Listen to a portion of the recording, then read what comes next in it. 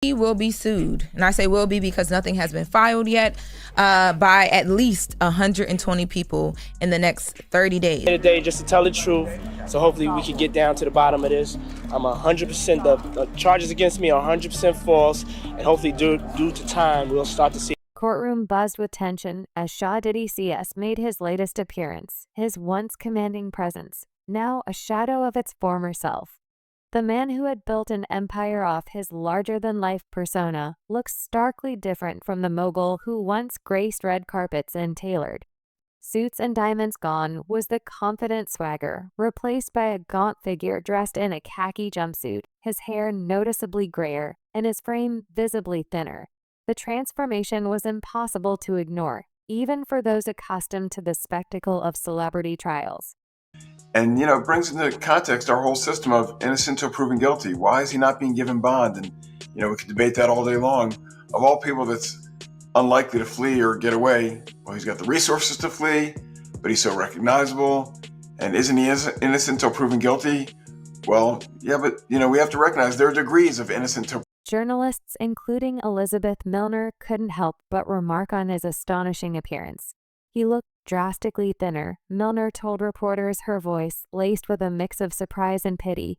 You see a man who's clearly been through it in the last few months. He's unrecognizable compared to his life of luxury before his arrest, a lavish lifestyle that had defined Diddy for decades.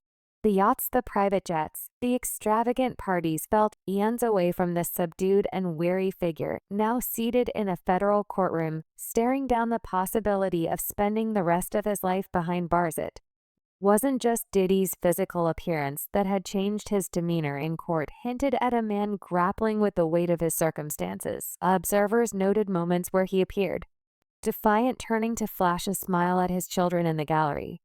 But even those brief attempts at positivity seemed forced, a thin veil over his mounting despair. His legal team, led by Mark Adney-Philo and Anthony Rue, sat beside him, furiously scribbling notes and whispering strategies. But the tension on their faces betrayed the uphill battle they faced in trying to secure his freedom. Legitimate concern. No judge wants to wake up and read the headlines the next day. Oh, they treated this guy special and they gave him bond. And now he's gone and he fled from justice. So that's what's in the back of most judges' minds. On the other hand, we deal with cases where clients have significant funds sometimes. And sometimes where there's money, you can craft a unique solution. Years ago, it was the ankle bracelet. And the ankle. This wasn't just any legal battle. It was a fight for survival. Diddy's legal troubles began to snowball after his September arrest, and the charges against him painted a damning picture. Accusations of coercion, misconduct, and orchestrated schemes placed him at the center of a scandaloso. Sprawling, it seemed to pull back the curtain on an entire underbelly of the entertainment industry.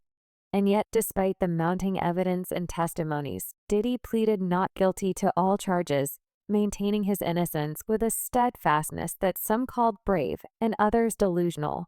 But if Diddy hoped for leniency, the courts weren't giving him any. His legal team's repeated attempts to secure bail had failed spectacularly, with Judge Arun Subramanian denying every request. That, reasoning the risk of witness tampering, prosecutors argued that Diddy's influence and resources made him a potential threat to the integrity of the trial. They cited past incidents, including allegations that he had tried to intimidate individuals involved in the case, as evidence that granting him bail could jeopardize the proceedings. The judge's decision was clear. Diddy would remain behind bars until his trial began in May. With all the money he has and all the resources he has, they couldn't craft some solution that lets him be under some form of house arrest. And again, it sounds like special treatment, but the truth of the matter is, to incarcerate somebody like him is expensive to all of us. We're taxpayers, and he's got to have unique situations. You can't put him in general population where, everyone wants a piece of him and everyone wants to be his friend and everyone. The Metropolitan Detention Center in Brooklyn, where Diddy has been held since his arrest, is a far cry from the opulence he once called home, described by former inmates as hell on earth. The facility is notorious for its harsh conditions. Reports of violence, overcrowding, and substandard living conditions have plagued the detention center for years. For someone used to silk sheets and gourmet meals, Adjusting to the stark reality of prison life was undoubtedly a shock. Michael Cohen, a former inmate at the same facility, described it bluntly. He's waking up on a steel bed with a 1.5-inch mattress, no pillow, in an 8x10 cell. That, I can assure you, is disgusting. Sources close to Diddy revealed that he initially struggled to adapt. The food in particular was reportedly a challenge. His attorney mentioned that Diddy had complained about the bland and unappetizing meals, which often consisted of cereal and fruit for breakfast, followed by unseasoned hamburgers or baked fish for lunch. Dinner options weren't much better, ranging from pasta to lentils, and the portions left much to be desired. With his once robust physique now visibly diminished, rumors circulated about just how much the stress and conditions were taking a toll on him. Well, Sierra, Anything's possible, right? But now this judge has an even harder time, I think, because the past judge locked him up, didn't let him out, and he's still there available for trial. If the new judge lets him out on bond and something goes wrong, and this isn't the analysis that I'm proud to make, right? We shouldn't be saying, well, judges are worried about their own skin and how they look if something bad happens. And yet, inside those prison walls, Diddy was still trying to exert control. Whispers began to emerge about his attempts to reach out to individuals connected to the case. Prosecutors claimed he had tried from behind bars to contact witnesses and victims, a move that only strengthened the court's resolve to keep him in detention. Though Diddy's legal team vehemently denied these allegations, the rumors painted an unsettling picture of a man desperate to maintain his grip on a crumbling empire. His courtroom appearances became a theater of contrasts. On one hand, there was the public face of Diddy, composed, occasionally flashing smiles at his children and supporters, mouthing words of encouragement to his son during a hearing. On the other hand, there were the quiet moments when his exhaustion and anxiety seemed to seep through the cracks. Observers noted how he sometimes slumped in his chair, his hands fidgeting as his attorneys argued on his behalf. These glimpses of vulnerability were a stark reminder that even the most powerful individuals are not immune to the weight of their circumstances. They're going to try to transfer him. They're going to try to get him out. In a normal case where it's a high-profile person or a well-funded person, the prosecution and the judge is a little bit more concerned about wrongful prosecution, because people that are mad that they're being arrested for a crime they didn't commit can turn around and file for malicious prosecution. And yet, in some ways, Diddy's presence in court was as much about symbolism as it was about his defense. His legal team seemed acutely aware of the optics, biting tooth and nail to allow him to appear in court without shackles. The argument shackles could create juror bias, potentially influencing how the public and eventually a jury might perceive him. The judge agreed, granting the request, but the larger battle was far from over. But with each hearing, the stakes felt higher, the tension in the room more palpable. Outside the courtroom, the spectacle continued. Media outlets dissected every detail of his case, from his legal team strategies to his interactions with family members during hearings. The public, too, was divided. Some saw Diddy as a man wrongfully accused, a scapegoat in an industry rife with similar scandals. Others viewed him as the embodiment of everything wrong with the unchecked power of celebrity culture. Social media became a battleground of opinion, with hashtags and debates, keeping his name trending for all the wrong reasons. Moving the general population, and would he be at risk? Sure, he'd be at risk. There's so many people that have nothing to lose, right? They're going to be in jail the rest of their life. They've got nothing to. They want their 15 minutes of fame. They were friends with Diddy, or they hurt Diddy, or they Diddy, or they did. I mean, there's so many, people in jail that this would be their moment. You can't put them there. But for all the headlines and courtroom drama, one thing was clear: Diddy's fall from grace was playing out in real-time. And it was as gripping as it was tragic. The man who had once been celebrated as a pioneer in music and business, who had built an empire on the foundation of his charisma and ambition, was now fighting to salvage what remained of his reputation. And as the allegations mounted and the evidence piled up, the question on everyone's mind was the same: how much longer could he hold on? As the courtroom session ended and Diddy was escorted back to his cell, the whispers continued. There were rumors of new lawsuits on the horizon, of more individuals preparing to come forward with stories that could further dismantle his legacy. His legal team, visibly weary, huddled together, strategizing their next move for Diddy. The battle was far from over, but the cracks in his armor were becoming impossible to ignore now. To the latest on the arrest of Sean Diddy Combs. This one has so many people talking. The disgraced music mogul facing federal racketeering, conspiracy, and trafficking charges. Both the prosecution and defense teams are set to discuss the next phase of action following the indictment as investigators work to determine potential co-conspirators. But how exactly did we? What made his situation even more precarious was the sheer scale of the allegations. This wasn't just one accusation or one lawsuit. This was an avalanche. Victims, witnesses, and insiders were coming forward with tales that painted a damning picture of a man who had allegedly operated with impunity for decades. And while his attorneys worked tirelessly to poke holes in the prosecution's case, the court of public opinion had already begun to render its verdict. It was in this context that Diddy's legal saga transitioned from a personal battle to a broader commentary on accountability and power. His story wasn't just about one man. It was about an industry, a culture, and a society grappling with the consequences of letting fame and wealth shield individuals from scrutiny for far too long. And as the courtroom drama unfolded, it became clear that Diddy's fight for his freedom was also fight for something much larger: his legacy.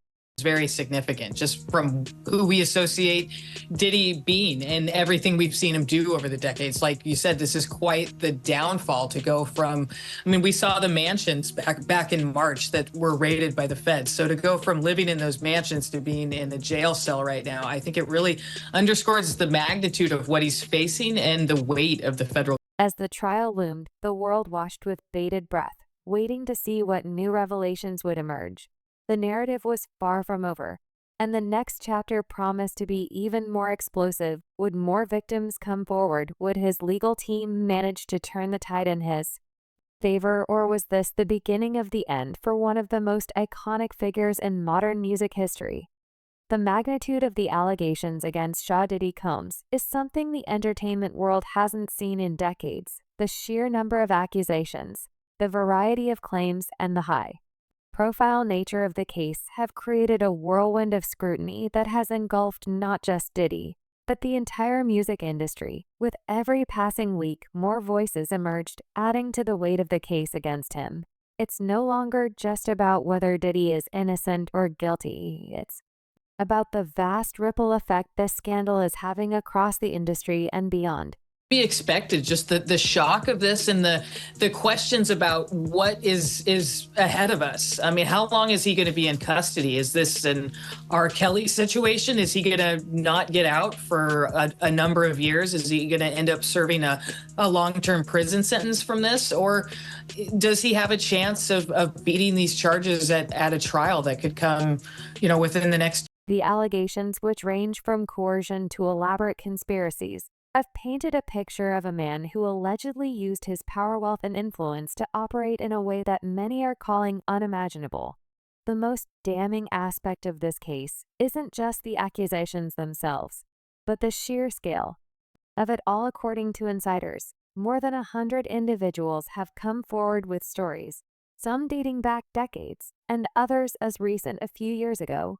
These accounts, while varied, all seem to point to a pattern of behavior that has left many wondering how such actions could have gone unchecked for so long. One of the most shocking elements of these allegations is the level of detail provided by those speaking out: former associates, employees, and even individuals who claim to have been close to Diddy have stepped forward, sharing stories that range from troubling to downright horrifying. Inside the Wall Street Journal in 1999, for example, over 200 people were arrested and convicted despite being proven guilty. These aren't just anonymous faces. Many of these individuals have ties to Diddy's inner circle, making their claims even harder to dismiss. While Diddy's legal team has worked tirelessly to discredit these accounts, the sheer volume of allegations has made it difficult to ignore the mounting evidence. David Brennan says this tragic parable clearly shows us that we are not just witnessing a spectacular death. Crazy, like I said before, they said that 2,300 people reached out to the law firm, and out of the 2,300 people, I guess they decided to go with just a little over 100. which seems like it's they just put out the number and everybody's calling to see if they can get a check. It's insane. It's insane. Now, again, he did say that nothing has been filed yet because he says he wants to make sure that they do their due diligence and get this. Adding fuel to the fire are the lawsuits that have been piling up since late last year. All began with a bombshell lawsuit filed by Diddy's former partner Cassie Ventura in November 2023. Her claim GES, which were settled within 24 hours, opened the floodgates for others to come forward. While Diddy's team has maintained that settling the lawsuit was not an admission of guilt, critics argue that the rapid resolution only raises more questions after all.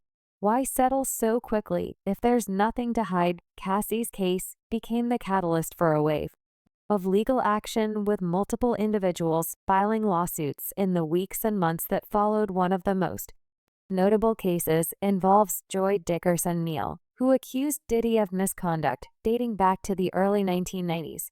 Her story, which includes allegations of being taken advantage of and recorded without her knowledge, has drawn significant attention, though Diddy's representatives have labeled her claims as fabricated and a blatant money grab. The case has nonetheless added to the growing list of allegations that paint a troubling picture of his past. And then there's the anonymous Jane Doe, whose lawsuit describes incidents allegedly involving Diddy and other high-profile individuals. Her claims, which involve orchestrated schemes and elaborate setups, have only deepened the public's interest in uncovering the truth. Her civil lawsuit, Cassie said that she was the victim of abuse, assault, and at the hands of. What's even more shocking is the role of Diddy's associates in these allegations. According to court documents and insider accounts, several of Diddy's closest confidants are accused of enabling or even participating in some of these troubling incidents. Harv Pierre, the former president of Bad Boy Entertainment, has been named in at least one lawsuit, with claims that he played a direct role in facilitating some of the alleged actions. While Pierre has remained tight-lipped about the accusations, his inclusion in the lawsuits has raised questions about how deep this scandal truly goes. Was this a case of one man acting alone, or was there a network of individuals complicit in covering up these alleged activities? The accusations don't just stop at Diddy's associates. Even his business operations have come under scrutiny. Former employees of Bad Boy Entertainment have come forward describing a toxic work environment where inappropriate behavior was not only tolerated, but allegedly encouraged. These accounts have sparked a broader conversation about accountability in the music industry, with many questioning how such behavior could go unchecked. For so long, critics argue that the entertainment world has long operated under a culture of silence where powerful individuals are rarely held accountable for their actions. Diddy's case, they argue, is a prime example of what happens when that culture is allowed to fester unchecked. The investigation is ongoing, and I encourage anyone with information about this case to come forward and to do it quickly. Meanwhile, the entertainment industry has been forced to grapple with the fallout. Diddy's once sterling reputation as a music mogul and entrepreneur has been shattered, with brands and business partners distancing themselves from him in droves. Revolt, the television network he co-founded, announced in November 2023 that Diddy had stepped down as chairman. While his representatives describe the move as temporary, insiders suggest it was a strategic decision to minimize the damage to the brand. Other ventures, including his partnerships in fashion and liquor, have also suffered, with some companies reportedly cutting ties altogether. Even Diddy's own family hasn't been spared from the spotlight. His children, who have remained